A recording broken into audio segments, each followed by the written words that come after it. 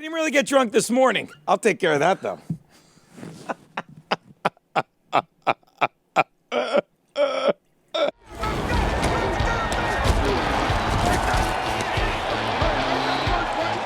Play action fakes it for Paxton's zone. Yes, touchdown.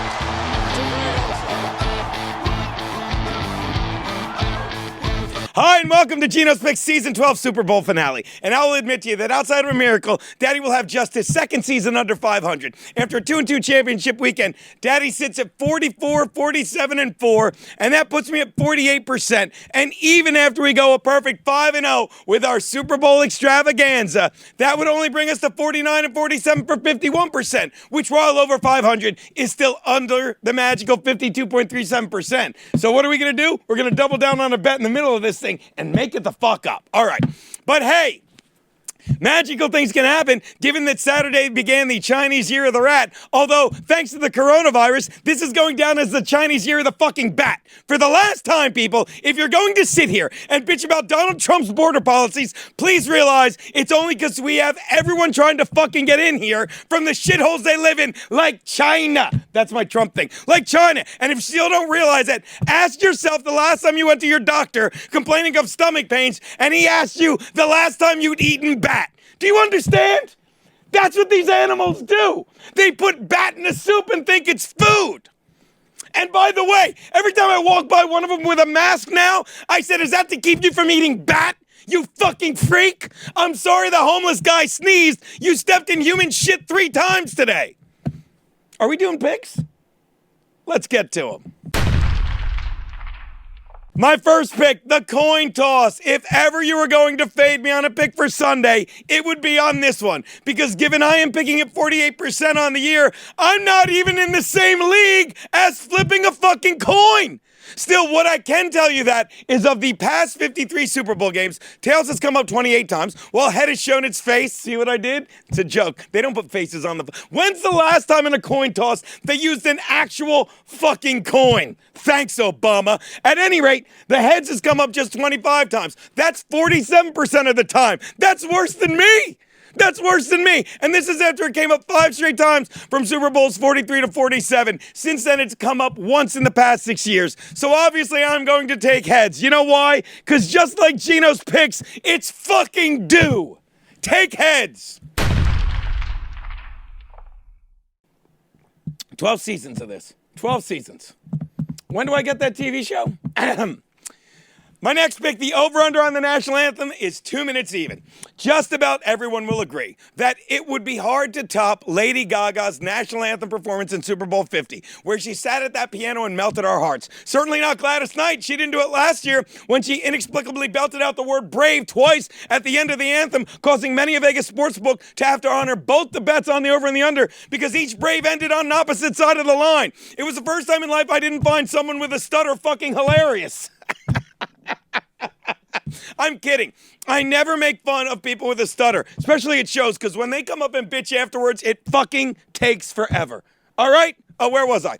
Anyway, why grab a gal like Lady Gaga, who has an Oscar, a Grammy, a Golden Globe, and a BET award, when you can have Demi Lovato, who has depression, alcoholism, bulimia, and bipolar disorder? Bipolar? That means this is the second time in 3 minutes you'll be betting on a fucking coin toss. Am I right? She's bananas. Say what you want. But anyone can put those awards like Lady Gaga on their mantle at home. But you try carrying around those 4 things in your baggage every fucking day. Still, that said, look for Lovato to try and land this song perfectly. And when you focus on perfection, I'm told, I don't know what that's like, but when you do, you're not adding anything fancy. You are locked into the goal. Lovato keeps it short and sweet and then scuttles off the field to get back into her lovely little bottle of antidepressants. Take the under on that sweet-titted bitch. You know, every now and then I write a joke at the last minute and it tickles me. Here we go. My prop bet of the game. Who will have more passing yards in this game? I don't care. This is like fucking stealing. Patrick Mahomes is going off at -125, while Garoppolo's basically even at 105. You would be crazy not to invest your money on the fave and double down, people. Risk 250 on Mahomes to win 200, because let's face it, if the Chiefs win this game, it will be behind Mahomes and his arm. I mean, even when he gets the balls to his running backs, he's passing them to them in space half the time. And if they fall behind, he's throwing his fucking balls off. Not to mention, you're going to put money on Garoppolo? Not me. I'm not investing any money on California athletes this week if it need them to be successful in the air. He hit a fucking wall. All right. Double down on Mahomes. Take lay 250 to win 2. Let's do the game, gentlemen. The Chiefs are laying a point to the Niners in what is it's the Chiefs now, and what is basically a pick'em.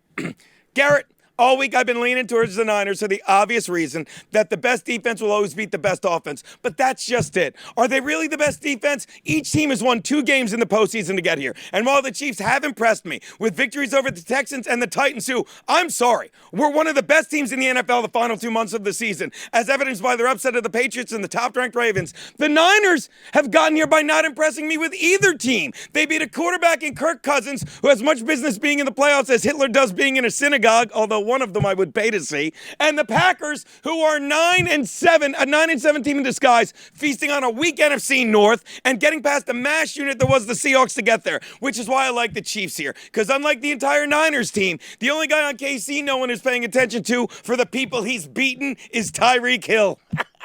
He beat the fuck. You better be scared of me, bitch. Andy Reid has the best record of any NFL coach in the league coming off a bye. And the Chiefs are the pick this Sunday. Take the Chiefs, lay the point. It's a pick 'em.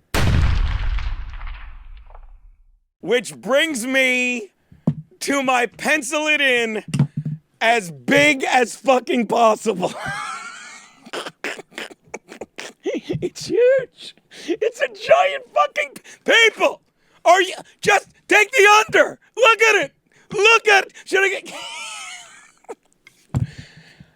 Look. This may be the year of the rat in China, but in KC, it's the year of the walrus and the flamingo. I'm speaking, of course, of Andy Reid, who looks more like a walrus than a man, and quarterback Patrick Mahomes, who gave everyone a scare in Week 7 against the Broncos when he did his impression of a flamingo as his knee completely bent backwards and out of socket. But here's the thing about that game. Once his knee started clicking, so did this fucking team. Not only did the Chiefs go 2-1 with replacement Matt Moore, since Mahomes came back and he lost his first game, they have won 8 straight. And in those 8 games, they have outscored their opponents by an average score of 31-16. Hold on. 31. Sick care of the... That's 47. 47. I did fucking improv with the pencil. 47 is less than 54.5. Take the under, people. Those are Geno's Pick Season 12. I'm going to use that pencil as a cane.